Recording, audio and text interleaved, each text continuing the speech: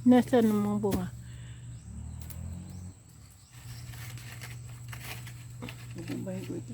Alin? Alin? Ito lahat. Oh, okay. Ayun, maraming bungang patani. Patani. Ay, nako, ang daming bungang patani. Wala pang hinog, kuya. Pwedeng binhiin. Uy, ano ito? Wala pa siyang mataba. Di na malaman kung anong kalubasa, patani. Ano ba yun? Uy, magsiga muna, magsiga. May siga pa. Pangbasura. Ha? Hindi yung galaan sa iyo? Nabuhay na? Wala. Hindi nyo naman ako binibigyan ng mga pananim pagka malaki na bago ako bigyan ni pagka ang kanila yung nabunga na. Kasi nga, baka maagawan sila ng bunga. Wow! Ayun na. Ayun pa yung kalabasa. Kalabasa, mga patani. Patani.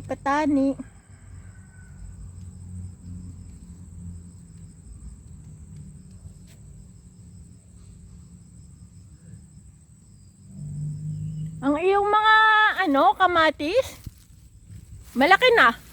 Kuya, ha? May nabunga na sa kamatis mo? Ha?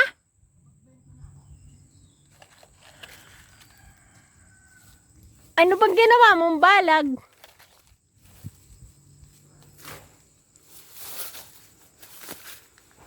Ano yan? Yung kawad? Kawad ang ginawa mong balag?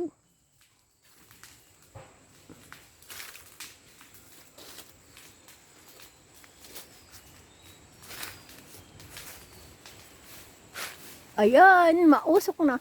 Uy, napakadami pa lang. Ano yung kahoy na yan? Panggatong? Pwedeng panggatong? Nadaig ba yan? Panggatong? Nara. Di ba ang nara magandang kahoy? Bakit ginagawa mong panggatong lang? Nara yan Di ba maganda yung nara magandang puno? Yung katulad ng nando sa amin? Hindi ba maganda yon?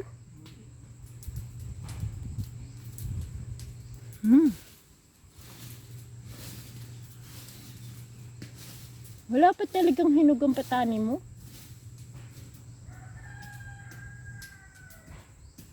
Maluwang ang patanian, kaya lang. Ano ba yan? Balak mong pambenta?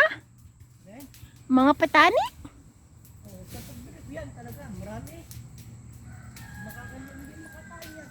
Hindi nga yan makakain, pero parang mas maganda, hindi ba magandang pangbenta ang kalabasa, malalaki. Patani kasi maliliit ang Madaming patani bago maka 1 kilo. Hindi makinikilo patani. Ano?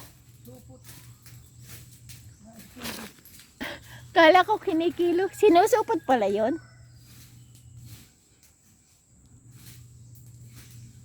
Anong inaabunuhan mo din sila? Anong abono ginagamit mo?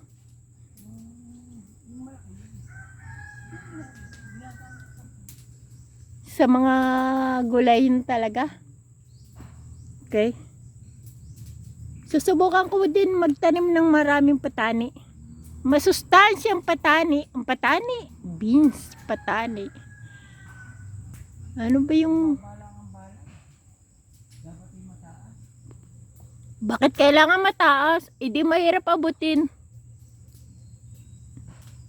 Siya, sige na. Okay, bye-bye.